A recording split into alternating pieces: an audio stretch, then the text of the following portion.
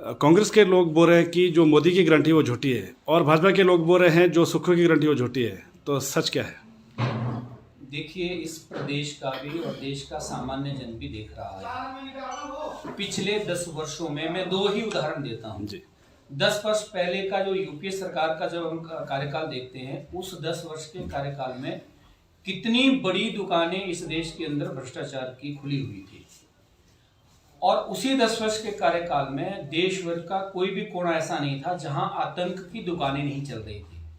तो इन दोनों विषयों में पिछले 10 वर्ष में भ्रष्टाचार ऊपर के लेवल से लेकर के नीचे के लेवल तक सब समाप्त हो गया। कोई एक भी केस हमारे किसी सरकार चलाने वाले किसी मंत्री का, किसी प्रधानमंत्री का, किसी मुख्यमंत्री का आप बता दें। और आतंकवाद की घटनाएं भी इस देश के अंदर बिल्कुल, जिसे हम कह सकते हैं कि वो शून्य हुई है। तो यही अंतर लोग देख रहे हैं। और उसके साथ साथ जिस प्रकार से भारत दुनिया की 5वीं अर्थव्यवस्था बनकर के उभरा है, तो 10 वर्ष पहले हमारा 11वां स्थान था, और मोदी जी के कारण हम आज 5वें स्थान में आ गए। और 5वें स्थान में भी उस देश को हमने पीछे किया है, इंग्लैंड को, जिसने इस देश के ऊपर 200 वर्षों तक राज किया। और मोदी जी का जो सपना है, मोदी जी यदि तीसरी बार भी प्रधानमंत्री बनते हैं तो 2027 तक भारत दुनिया की तीसरी आर्थिक शक्ति बनकर के उभर जाएगा। Sir thank you. अच्छा, एक प्रश्न सर और है, अंतिम प्रश्न। सुखू साहब, सीएम साहब ऐसा बोलते हैं कि भाजपा जो है सत्ता की लोभी है, इसीलिए षड्यंत्र के तहत उन्होंने जो 6 जो विधायक बागी हुए हैं, तो इसके बारे में क्या कहना है?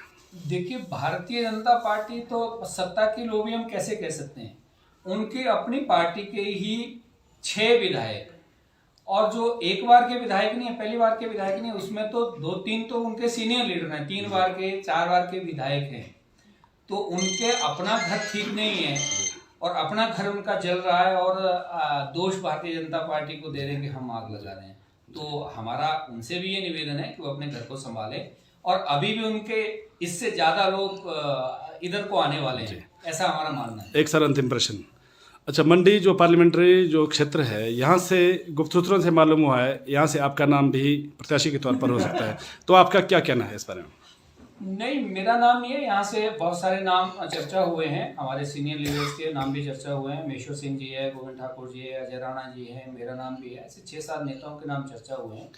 लेकिन प्रत्याशी के बारे में जो फाइनल डिसीजन है वो हमारे केंद्रीय नेतृत्व का है, पार्लियामेंट्री बोर्ड का है।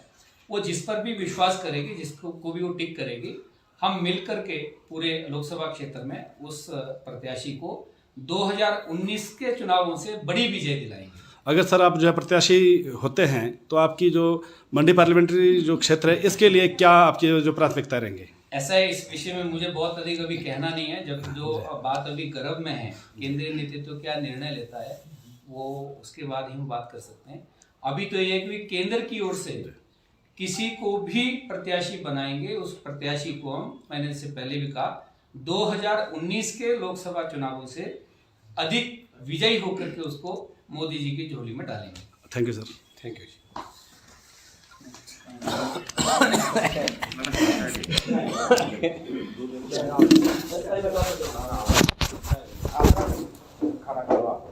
नीचे से